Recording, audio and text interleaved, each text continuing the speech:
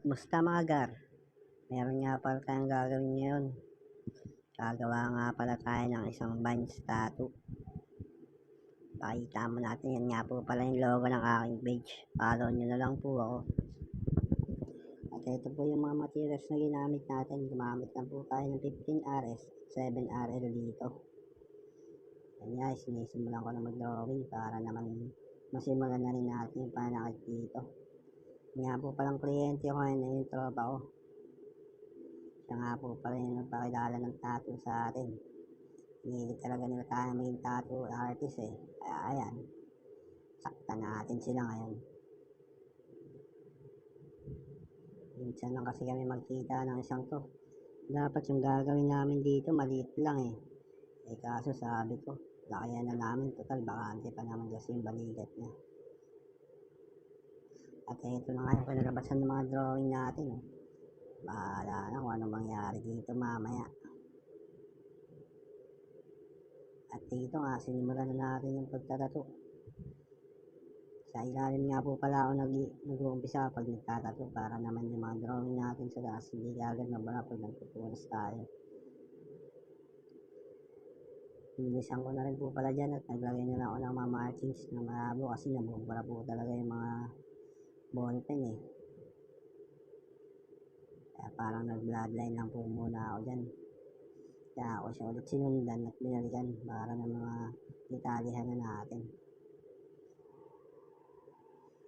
Meron pa nga palang pasok kasi ito si pare ko kaya kailangan tapusin na namin to.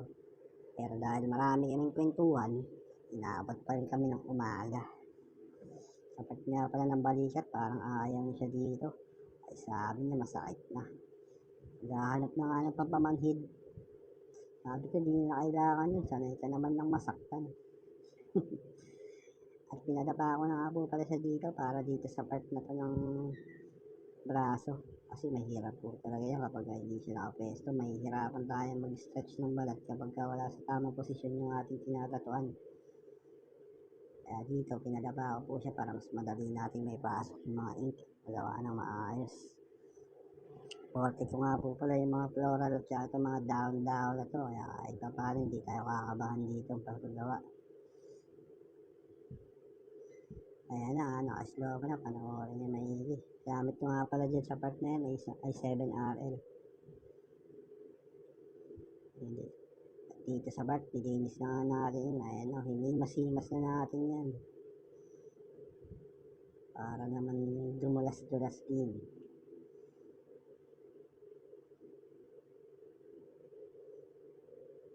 Nakapili na nga pala yung part na yun kasi tagal na namin yung nagtatatuan eh. Pero napakatibay talaga nito eh.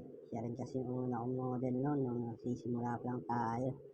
Umayag siyang mag-model sa atin, makasali lang sa competition. Ayun, hindi ko natapos. Kaya syempre, dito ngayon, tapos natin to. Ayan nga po pala yung kanalabasan ng ating jowa. Sa mga gusto nga po pala magpatuto, PM nyo lang po pala ako. Follow din po yung page ko.